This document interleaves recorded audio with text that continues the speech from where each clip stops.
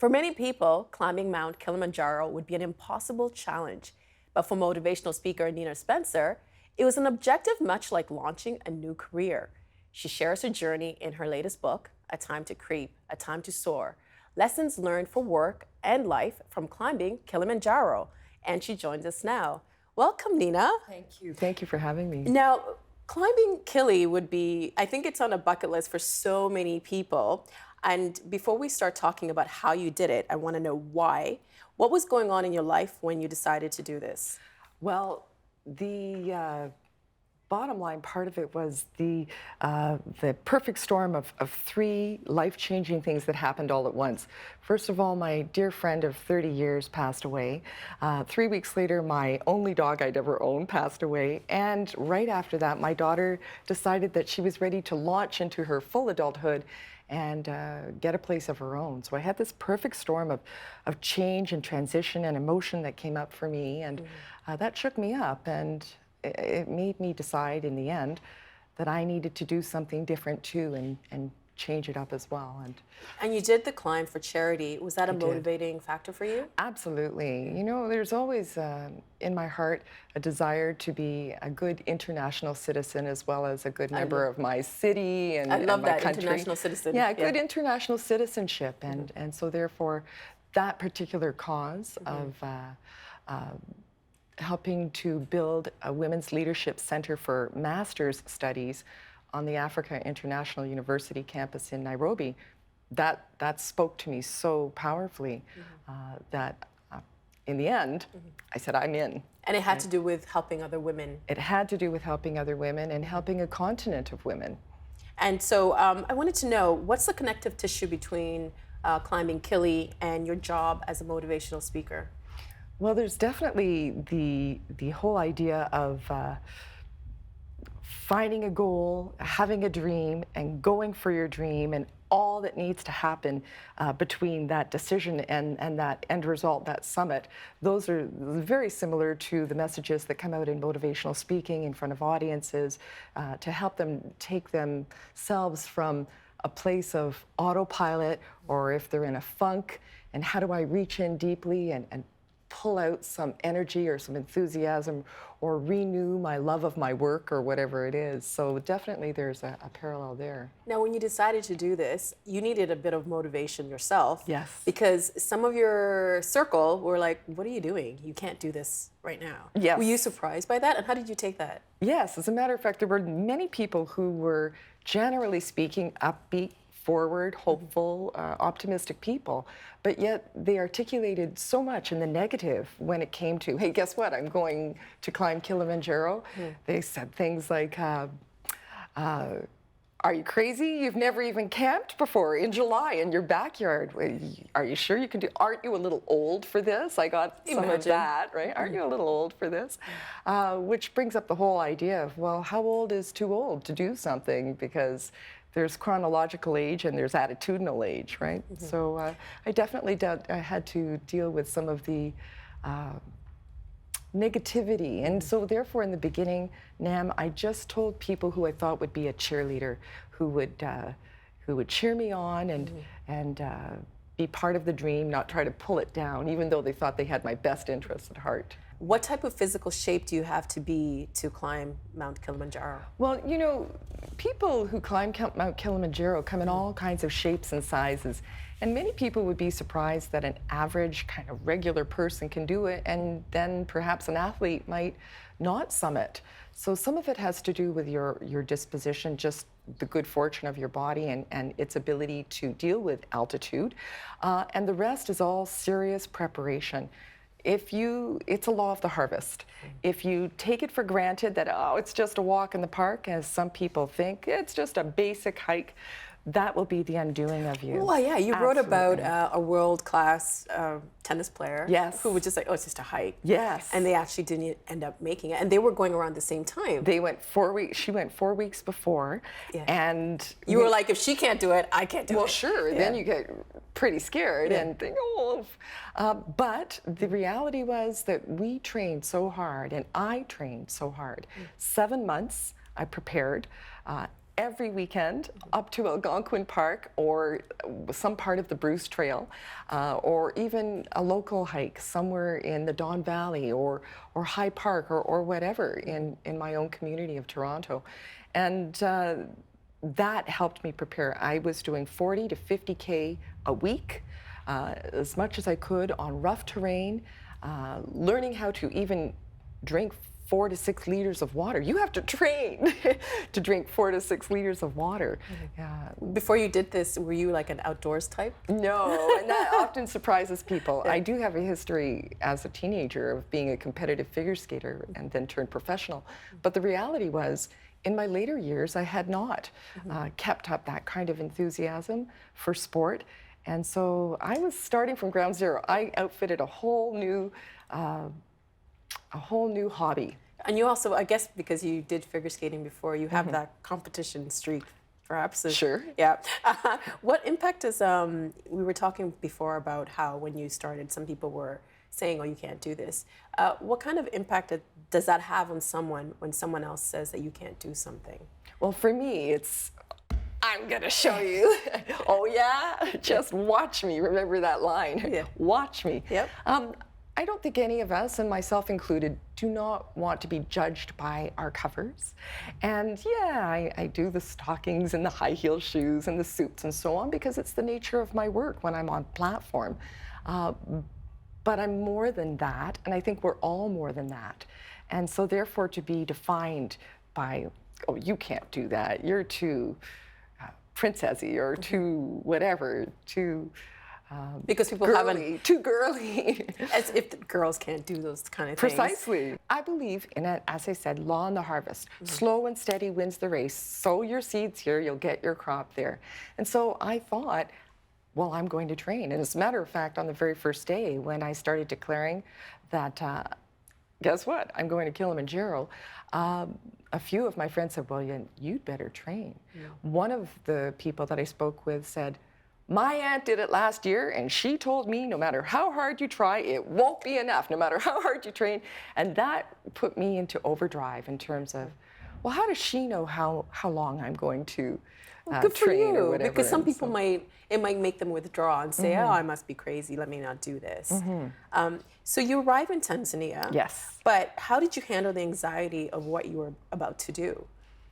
Because it is a big thing to climb Mount Kili. And you know, it's one thing to think about it and have this dream, have this goal that's out there, and then it's another thing when it actually starts to arrive. And you see the mountain. And it's one thing to see the pictures of it and to study and to keep your face down and train every weekend and through the week.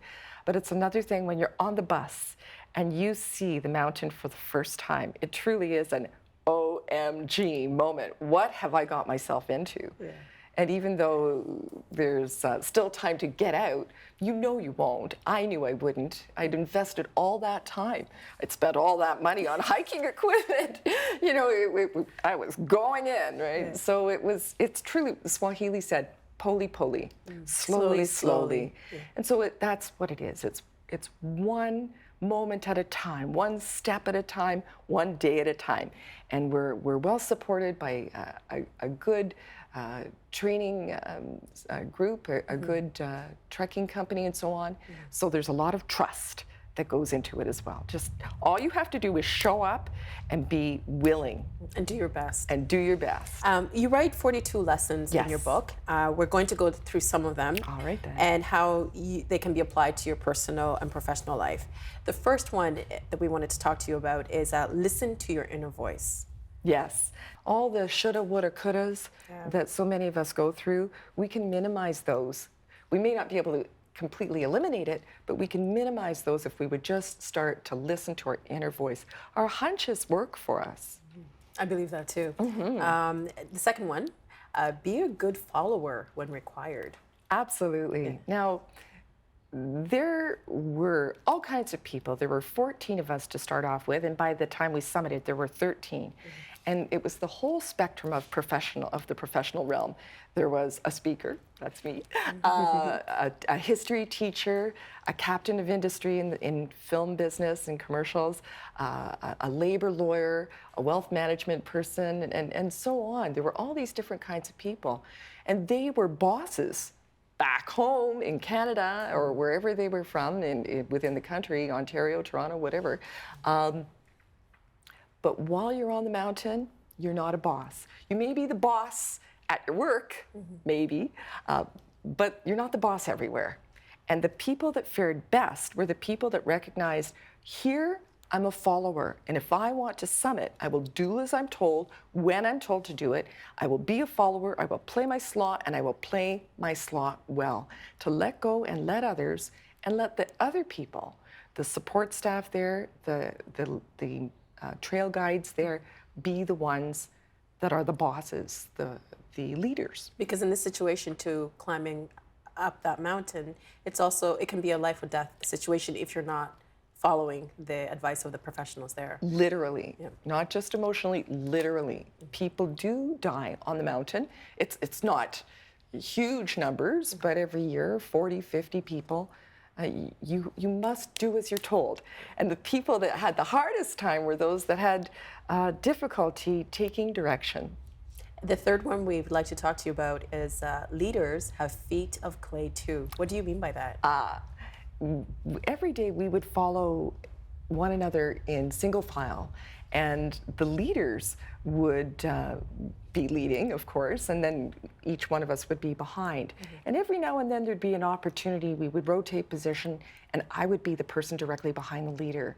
And you didn't really look around at the beautiful The scenery? Scenery, thank you. It was all about just focusing on the next step, watching what you were doing, and I would all day long essentially be watching the feet of the leader in front of us. And I watched, in this case it was Gaudens that I'm thinking of.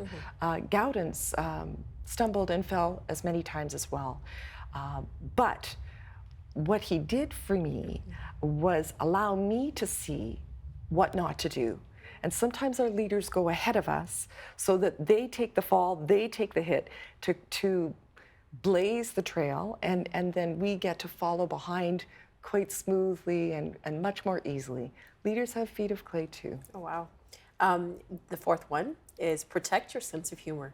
When I was about day 3 or day 4, I noticed that my general positivity and my general sense of humor was starting to slip off, and I was going inward. And I don't think that it was that conspicuous to those that were around me, because we came together for the sake of this. We didn't know each other ahead of time, so nobody really knew. Well, we knew each other during the training time, but we didn't have long history together. So if any one of us was slipping in terms of our mannerisms or our personality or so on, it wasn't always as easy to see. And I noticed that about myself, that I would be almost standing beyond myself and looking and seeing my sense of humor slip. Now, mental health and wellness is so in the foreground these days, and it caused me to realize that it's one thing for everybody to be watching out for your physical health, and it's just as important, if you want to reach your goals, if you want to reach a literal or a metaphoric summit, for others who care about you and love you or whatever, to watch out and help you and support you with your mental health. So keeping your sense of humor so important. And if, for whatever reason, you find you're not keeping your sense of humor, it would be wonderful if other people had your back and were watching out for you to help along. And ask you if you're okay. Absolutely. And for you, it was because you were kind of stressed from being from your family, right? Well, you know, the funny thing about that, Nam, is when I look back at it, I realized I was so proud of myself for not succumbing to altitude sickness. Because some people did, and it really wasn't something to be proud of. It's just a good fortune. But I felt fortunate that I wasn't succumbing to this unwellness. But when I look back at it now, I actually think that maybe I did have a form of altitude sickness. Maybe the thinning air was starting to fool around with my emotional disposition. So there you have it. Well, I think we kind of touched this on it a little bit, but the fifth one we wanted to talk to you about, the fifth lesson, is be introspective, but not to a fault. What do you mean by that? Be introspective, but not to a fault. I think it helps you to recognize the truth to be able to stand outside yourself and look at yourself and see what's going on in a very empathetic, supportive way, a loving, gentle way, not a critical way. But what can happen is if you go too far inside, which is what I found myself doing, then you might get lost and fearful. So it becomes important to be introspective, but there is a point where it doesn't help you move forward. Why is it important not to be critical of yourself? Because I think at that point, how is that going to be useful to yourself, to continuing to put one step in front of another? We can talk ourselves out of so many things that we might otherwise be able to do, but the little critical voice that starts to come in there can talk you out of it when really you had the capacity and the capability of doing the thing. Sometimes we just have to tell that little nattering voice inside, yes, I hear you, go sit down in the corner. Right. I'll come back to you later if I have to. After I've done what I need to do. The next lesson we want to talk to you about is ensure that someone's got your back. Every day, we had 2 medical check-ins every day, and they were separate, one by one by one. We were taken into the medical tent, listen to our heart, check our breathing, check the oxygen in our blood system. And then we went through a battery of questions, which were yes/no questions or on a scale of 1 to 10. And you must tell the truth. And there's no crossing your fingers and whistling and hoping for the best. Why not lie? Because if you lied, how are you feeling on a scale of 1 to 10? And really you're feeling 6.5, but you say, oh, 10. And you know that that's what you're supposed to say. If you say 10 and you're 6.5 because you have a headache or you're feeling nauseated, these are symptoms of your body telling you that something needs to be tended to. And if you're not letting the people know that, then how are they going to be of assistance? How are they going to judge whether you're fit enough to carry on? Yeah. And in the same vein, in the workplace, sometimes we feign that we don't need any help. Or a person may say, oh, I'm good, I could do this on my own and go Lone Ranger. But really inside they're dying and they need lots of help. But how is their leader or their manager supposed to know everything just intuitively? You need to speak up and tell the truth about where you're at, because it might just save your life or your job. The next lesson I think is my favorite. It's Kiz Iwal. Kiz What does that mean? On the 4th day, we climbed a seemingly vertical wall called the Barranca Wall, about 1,000-foot seemingly vertical surface. Right. So when you're down, you're looking up, it looks like it's... Yeah. And we slept in the shadow of it the night before, which was very intimidating. But as we got closer, we realized that it wasn't quite as vertical as we thought. And isn't that just true about so many things in life? When something's far away, it just feels it's so scary. unattainable. And then you get closer, this isn't so bad after all. I mean, that happens more times than not, I would suspect. So that was the case. But the night before, we were intimidated, so we told our guides the truth. We eventually came together and confessed to one another rather than pretending to be so proud. And they put extra staff along the route for us as well to help. But some of the people that were helping, their command of English wasn't very strong, because usually they scooted ahead, they were so much faster than us, and set up camp. But they reconfigured things and had some of the people come along. Their English wasn't as strong, and so therefore they weren't able to direct us. I was coming across this wall, shimmying across on skinny ledges that I thought were perhaps larger, and when I looked at pictures when I came home, I saw, well, they really were as skinny as I was exaggerating them to be, right? Yeah. I was intimidated and scared, and I would have cried if I hadn't known that that was not a good thing to do right then. The tears can come later. But this one gentleman saw that I was a bit scared and paralyzed almost, and he was saying to me, Kizzy Wall. And I'm going, what? Pardon? Excuse me? And he's going, Kizzy Wall. And he was telling me, kiss the wall. Well, You never saw a person go so close. I became one With the wall. One with the wall. Because I was a good follower. You only had to tell me once, and I did as I was told. Shimmied across the whole way. When we finally got to a safe plateau, then came the letdown, then came the tears. And I recognized and was kind to myself about it. They were just tears of stress release. That's all. The next lesson, we kind of touched on it the past few lessons, which is a team works better than a group. Yeah. Why? Well, we think that we do these things alone, and when you climb Kilimanjaro or do any kind of task or goal, there is a singularness to it, if you will. There is that solo aspect of this is you doing the thing, but nobody ever does anything alone. I couldn't have done Kilimanjaro alone. It does take a team.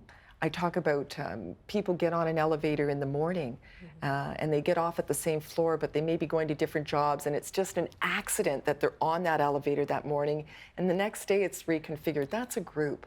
But a team is defined loosely, if you want, as a group of people who have a common purpose, a common goal. They're trying to achieve it together, and each of them is taking on some of the responsibility. And that definitely would be the case. Like the team here, the crew here at TVO. Right. The last lesson we want to talk to you about is getting to the top is different than being on top. Yes, getting to the top is you put so much energy into getting to the top, weeks and months and so on, and you must only focus on the step that's in front of you. That's true. And then you get to the top, and that's a wonderful experience, but it doesn't last very long. You get on the top, you do your photo op, you have a few moments of, woohoo and ta-da, and I made it. And then you need to get back down. And you can't stay on the top forever. That's on the glory of your goals. But it's important and valuable to appreciate and to let that time be in the moment. And then after that, you come back down and get on with the rest of your life, the chop wood, the carry water, as I like to say. And the truth of it is, though, even if you're back down here again, your life will be different if you achieve your goal or your dream by what it is that you learned up here. You may not get to stay up here, but you can use that, you can draw from that all the rest of your days. We have a clip of you when you got to the top of Kilimanjaro. Let's take a look. I made it! I made it to the top of Mount Kilimanjaro, the top of Africa, the tallest freestanding mountain in the world. You can't get any closer to the sun than this. And I thank my family and all of my friends and the wonderful people who supported the cause that I climbed for. You're in my heart, and you're actually on my t-shirt right now. This was done with 7 months of preparation, 7 days of climbing, and it all comes down to this. Kilimanjaro, Hakuna Matata. Woo! Thank you. Amazing. Hakuna Matata. I thought Hakuna Matata was just a word that was made up and a song from the Lion King. Yeah. Little did I know that the Lion King did their homework well, and everywhere in Tanzania and even in Kenya, Hakuna Matata, Hakuna Matata. And it really did mean no worries, and the support staff made sure that our worries were minimal, if existent at all. I wanted to talk to you about one more lesson, number 10, which is the memory of succeeding can inspire forever. And I think you kind of touched on it a little bit before. Yes. But like, what would you say to somebody, or, not everyone's going to make it to the top. So what do you say to people who can't get to the top? You know that expression about it's not the destination, it's the journey. And indeed, I embrace that as well too. We're missing an important part of the lesson if all we're focused on is the destination. So if you have the good fortune, if things work out so that you can achieve the ultimate result that you're hoping for, the summit of your goal or your dream, then bully for you and good on you. I don't think anybody goes to the mountain hoping not to summit. But if it should turn out, for whatever reason, that it is incomplete or finished before you wanted it to be, there's still so many lessons to be drawn from that, and sometimes even more powerful lessons, because there is a bit of sometimes a bit of humility about that, or almost an apology, and there need not be. But sometimes people feel, oh, I didn't make it. Well, what did you learn from it? Everything has a lesson, and every story has a tale. And what would you say to people who might say that these lessons are just common sense? Well, they are common sense. And then the old Voltaire expression about common sense is not so common, right? They are common sense. And I do think that they bear being repeated. Zig Ziglar years ago said that people say that you don't need motivation, or motivation is useless, motivational speaking. But so is a bath, and that's why you take one every day, right? Or something along the lines of that, right? You need to be replenished and renewed and remotivated to keep moving forward, because the old expression about all sunshine makes a desert. We go through ebbs and flows, and to be able to reach inside and to remember those motivational moments, And I love helps to fuel. And I love all the quotes in the book. Like, it's incredible. Those motivate you, right? Absolutely. And there are times, Nam, when I'm doing something back here near sea level, and I'm struggling with it for whatever reason, and then I say, oh, for goodness sake, Nina, you climb Kilimanjaro, you can do this. You can do anything. When we achieve goals and dreams that we thought were impossible or really hard, and then we achieve them, then we can draw on that when we're doing things that are nowhere near as difficult, and give ourselves a loving smack up the side of the head and say, you can do this. You did that, for goodness sake. You can do this. Thank you so much for being here. My pleasure. It's been such a pleasure having you on the show. Thank you. And congratulations. Thank you very much. Yay. Thank you. Help TVO create a better world through the power of learning. Visit TVO.org and make a tax-deductible donation today.